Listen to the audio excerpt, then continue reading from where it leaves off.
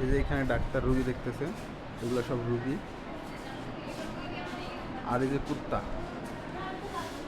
Sorry আসলে এই যে কুকুর এভাবে ঘোরাফেরা করতেছে। এইখানে রুগী আছে, এইখানে কুকুর। আর এখন তো এখানে একটা দেখা যাচ্ছে, কিছুক্ষণ আগে অনেকগুলো কুকুর ছিল। এই যে আপনারা দেখতে পাবেন, এই যে এখানে দেখেন অবস্থাটা দেখেন একবার। এই যে রুগীর সাথে কুকুর শুয়ে দেখছেন, এই যে দেখেন যে এখানে রুগী আছে, এই যে রুগী দেখতে পাচ্ছেন আপনারা। আর এই যে কুকুর, এটা হচ্ছে রাজশাহী মেডিকেলের বর্তমান অবস্থা। এখানে মানুষজন খাবার খাচ্ছে, অনেকে যারা আসলে ভিতরে ওয়ার্ডের ভিতরে খাইতে পারে না। আর এই যে এগুলো বিভিন্ন ওয়ার্ড দেখতে পাচ্ছেন, এখানে কত গুরুত্বপূর্ণ ওয়ার্ড, গাইনি ওয়ার্ড, তারপর আপনার শিশু ওয়ার্ড, চক্ষু। আর এই জায়গাতে এরকম কুকুরের মেলা বসছে।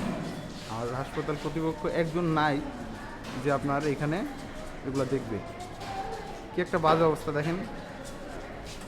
এই যে রুগী আসছে, কত মারাত্মক রুগী, সব বাচ্চা রুগী। এমনিতেই তো জীবাণু এখানে, তো আমরা মেডিকেলে কখন আসি, যখন আক্রান্ত হই তখনই তো আসি।